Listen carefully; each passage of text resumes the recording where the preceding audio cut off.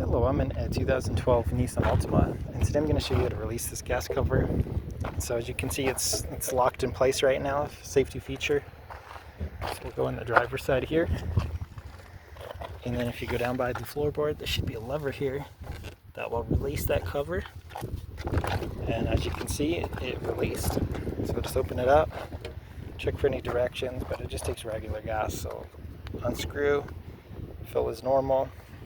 When you're finished, screw this back on, and as soon as you close this up, it'll be on that safety lock again. So there we go. And if you needed the same process, just open this up. Once you do get it open, if you're having issues, check and make sure there's nothing stuck in here. It needs loosened with a little WD-40 or whatever, cleaned up. Maybe some parts are bent out of place a little bit. That could cause issues because there's that safety release when it was stuck on. Kind of look around, see if there's something helpful here for you to see. But otherwise, I hope this was helpful. Hope you have a wonderful day.